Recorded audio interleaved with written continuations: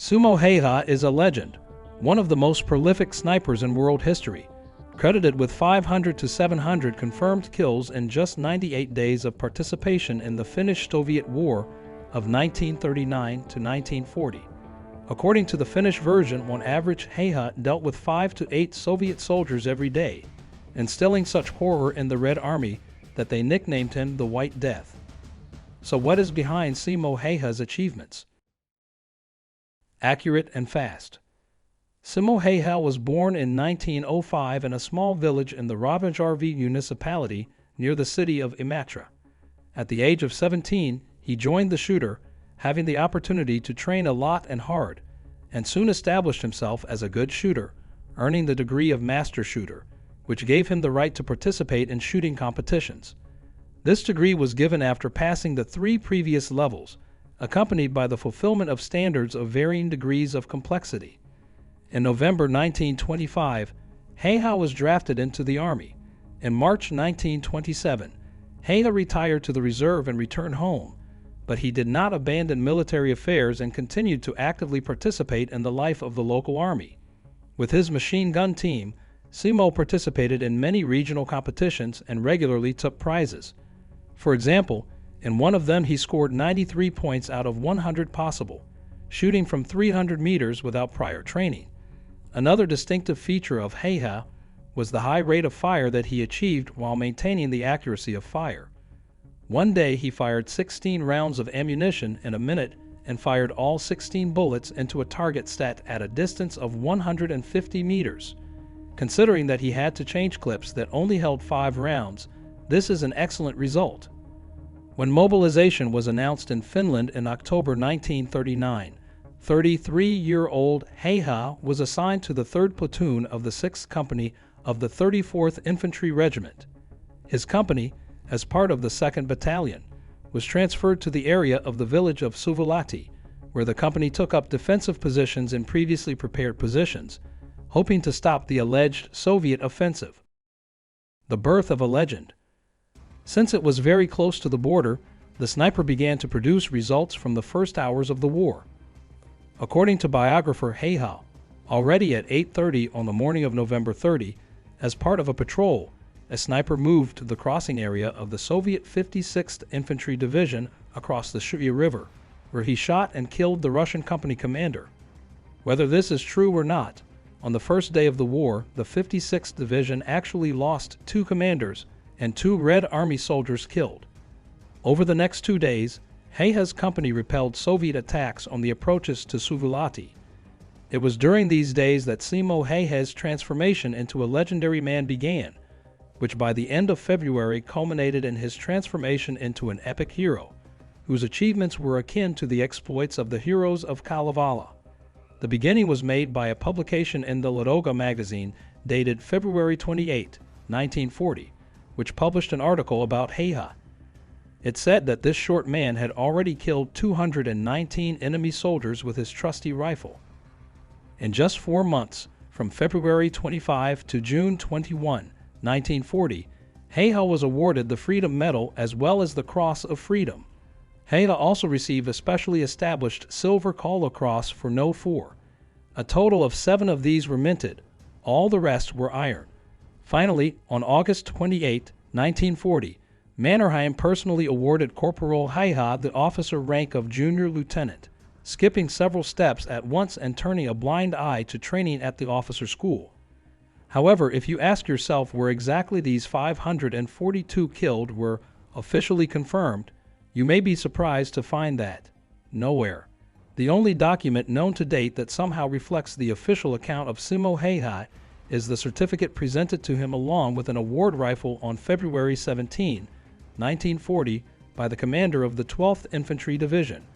It says that Häyhä destroyed 219 enemies with rifle fire and approximately the same number with a submachine gun. Häyhä himself wrote a short article about himself in the summer of 1940, where he said that during the war he killed about 500 Russians, and believed that this figure could be exaggerated, since the Winter War was not a race, but a struggle. It was the December days that became Simo Häyhä's finest hour. On December 20, the Finns themselves launched a counteroffensive, trying to envelop the 56th Division from the flanks, while two Finnish battalions pinned down the enemy with an offensive from the front. The Finnish offensive continued until December 25, but also ended in vain, and from December 26 the 12th Division only defended itself. According to Häyhä, by Christmas 1939, he had already killed about 150 enemy soldiers. The most productive day was December 21, when Häyhä reported 25 killed at once. A little earlier, he shot 23 Red Army soldiers within 24 hours. Just 3 days before Christmas, Häyhä officially killed another 51 commanders and soldiers of the 56th Division. Could or could not. We will not consider the very question that in the conditions of a sniper war, there are these same confirmed kills. Here, undoubtedly, there is a very high degree of convention inherent in any army in the world. It has long been known, including to Finnish researchers, that the 56th Division lost 678 people killed and 58 missing in December. The latter could hardly be among those who fell from the bullet of a sniper working along the front line, so we will not take them into account. Thus, Simo Häyhä had to kill every fourth or fifth of the dead soldiers and commanders, or in fact become the only one who killed enemies in the 2nd Battalion. The answer to the question whether this could in principle happen lies on the surface. Conventionally, we will consider those lost from sniper fire not only killed, but also wounded, another 86 people, which will be the most logical. Speaking about the combat work of Simo Häyhä, one cannot help but note the rather strange reaction of the Finnish command to the actions of the highly successful sniper. There is virtually no mention of him in the combat log of his 2nd Battalion, which is very strange, and the log of the 6th Company has not survived or for some reason has not been digitized. It is unlikely that a sniper killing 25 enemy soldiers a day is such a common occurrence for a battalion commander that it is not worth mentioning. Moreover, the company commander is so unconcerned with Häyhä's successes that his effective sniper participates in attacks along with everyone else. How did Simo manage to operate with a submachine gun and a light machine gun? For example, Häyhä took part in a company counterattack on December 14, during which the Finns inflicted heavy losses on one of the battalions of the Soviet 37th Infantry Regiment. They knocked out 5 tanks and took 2 anti-tank guns, 3 heavy machine guns and other weapons. The Soviet side admitted the failure of 5 tanks and the loss of 5 artillery pieces. December Sprint.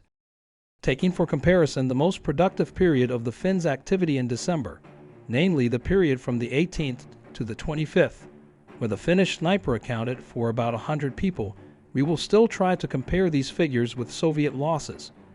For most of this time, the 2nd Battalion either sat on the defensive or feigned activity in an attempt to pin down opposing Soviet units. Typically, Simo Häyhä's vigorous activity was not much noticed on the Soviet side. Thus, the word sniper or its synonyms in the operational reports of the 56th Division and its units for December was found only once, in the report of the 213th Infantry Regiment for December 22, where it was specifically noted that 2 wounded in the regiment were the result sniper activities.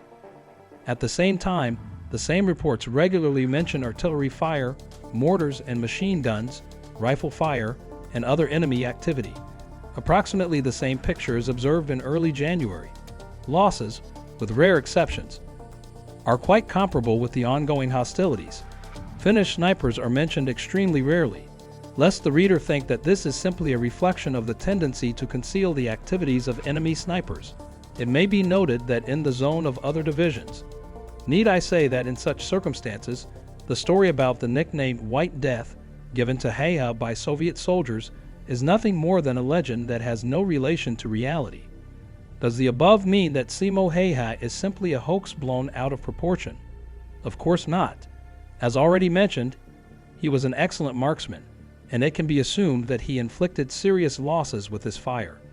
If we take Häyhä, specially noted by biographers as December 21, as a record day, we can see that the losses of the 1st Battalion of the 184th Regiment on this day jumped up noticeably, and this may well be a consequence of Häyhä's activities as well. This is evidenced, among other things, by a noticeable increase in the number of wounded relative to the number of killed compared to other days. It is hardly an exaggeration to say that during his participation in the Winter War, Häyhä could easily have disabled up to a company of Soviet soldiers with sniper fire. Fortunately for those who could still become victims of his sniper fire in the last days of the war, on March 6, 1940, an unknown Red Army soldier was able to hit the head of the most famous Finnish sniper. Fortunately for Häyhä himself, his comrades managed to pull the sniper out from the front line before the Soviet infantrymen broke into the positions of the 2nd Battalion of the 34th Regiment. Häyhä, although disfigured for the rest of his life, lived safely until 2002. The famous Finnish sniper rifle M28-30 remained lying somewhere in the abandoned positions, quite likely having gone to the Red Army as a trophy. The Finns still do not lose hope of one day finding the precious relic.